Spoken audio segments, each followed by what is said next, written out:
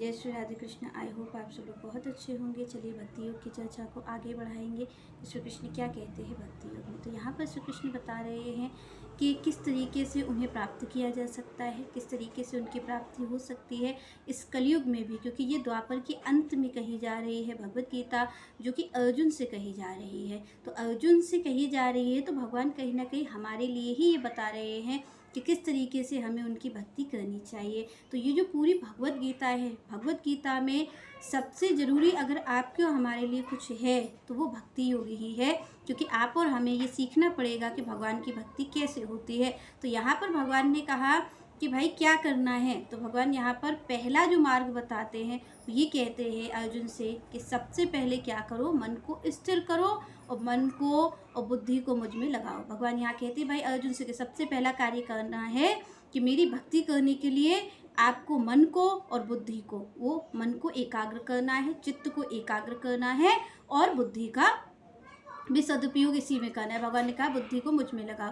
तो यहाँ पर आप और हम समझिए कि मन एकाग्र कब होगा, क्योंकि कई लोग ये समझते हैं कि जो माया है, भगवान की माया, क्योंकि यही सब कहते हैं कि भगवान की माया ही मन को एकाग्र नहीं होने देती है। तो आप और हम ये समझते हैं कि भगवान की माया क्या है, भगवान की माया ये कपड़े हैं, भगवान की माया ये धन संपत्ति है, भगवान की माया ये परिवार है। तो भगवान की माया केवल इतना ही नहीं होती। भगवान की जो माया है वो केवल इतना नहीं है कि आप कपड़े पहने हुए भगवान की माया है, आपके पास धन संपत्ति है वो माया है, वो भी माया है आपकी, और ये जो परिवारीजन है ये माया है, ये तो माया है ही। पर यहाँ पर भगवान ने जिसकी बात की, जो मन को स्थिर नहीं होने देती है, ना तो आपको परिवार आपको रोकता है, ना आपको धन संपत्ति रोकती है, और ना ही आपको कोई और चीज़ रोकती है। आप किसी का भी त्याग कर लो, यहाँ पर किया है कई लोगों ने वस्त्रों का त्याग कर दिया, कई लोगों ने परिवारजनों का त्याग कर दिया, परिवारीजनों को छोड़ दिया, कई लोगों ने धन संपत्ति का त्याग कर दिया, फिर भी उन्होंने एंड में यही देखा कि उनका जो मन है वो एकाग्र नहीं हुआ। तो केवल आप और हम ये समझें कि माया जो ऊपरी हम देख रहे हैं यही माया है, माया ये भी है, पर भगवान की माया क्या है। भगवान की माया, अगर आपसे मैं ये कहूँ कि भगवान में, भगवान की भक्ति में और माया में क्या अंतर है, तो माया क्या है, जब जो विस्तार है वही माया है। भगवान की माया क्या है, जो विस्तार करती है। आप देखे होंगे कई लोग ऐसे होते हैं जिनको हमेशा ये रहता है कि हम 2 से 4 कैसे बना लें, किस तरीके से हमारी बढ़ोतरी होती जाए, किस तरीके से विस्तार होता जाए। तो यहाँ पर जो विस्तार है, जो आपकी हमारी क्षमता है, आप देखेंगे कि जो हमारा मन है वो हमेशा इसी चीज़ में तो लगा हुआ है। भगवान की माया क्या है, जो हमेशा चिंतन करती है, आपको चिंतन कराती रहती है कुछ आगे करने के लिए, कि आप कुछ ना कुछ उलझे रहें, कुछ ना कुछ करते रहें। तो भगवान की माया क्या है, जो विस्तार करवाती है। आप देखेंगे कि पहले आप संसार में अकेले आए, वो अकेले आकर के सबसे पहले माया ने क्या किया, आपको माता पिता से जोड़ा। पहले आप अकेले आए, आपका मन एकाग्रता, फिर आपको माता पिता से जोड़ा, माता पिता से फिर आप भाई बहनों से जुड़े, भाई बहनों से फिर बाकी आप लोगों से, रिश्तेदारों से जुड़े, रिश्तेदारों से आप जा करके फिर समाज से जुड़े, और समाज से जुड़ करके आप पूरे एक देश से जुड़ गए। तो ये सब क्या चीज़ है, ये जो विस्तार होता जा रहा है ये क्या है, ये भगवान की माया ही है। पर आपका जो मन है वो भी माया से ही, आप ये सोचें क्या मैं परिवारीजनों को छोड़ दूंगा, तो क्या परिवार की माया आप भगवान के क्या कहते सोचिए कि आप भगवान के भक्ति के लिए आप परिवारीजनों को छोड़ देंगे तो क्या भगवान की माया खत्म हो जाएगी। फिर भी भगवान की माया कहाँ है आपके मन में, ये जो प्रवृत्ति है विस्तार की, कि आप और हम को अगर कुछ धन, अगर कोई आपको और हमें, आप देख लीजिए कि ये जो माया का प्रभाव है ये केवल आपनी, एक छोटे से बच्चे से लेकर के एक बुजुर्ग तक माया, सारे लोग जो संसार में इसमें रह रहे हैं, और आप और हम ये समझते हैं कि केवल ये धन संपत्ति परिवारीजन ही माया है। पर ये जो आपका हमारा शरीर बना है ये भी माया से ही बना है, ये भी माया ही है, क्योंकि माया है तभी तो मिट जाने वाला है। माया क्या है, माया असत्य है। भगवान की भक्ति क्या है, भगवान क्या है, सत्य है, परम सत्य है, आज भी है कल भी थे। और आपका जो हमारा शरीर है वो कैसा है, मिटने वाला है। तो माया क्या है, माया, भगवान की माया असत्य है। तो यहाँ पर भगवान की माया असत्य है, पहली बात तो असत्य है, जो असत्य है वही भगवान की माया है।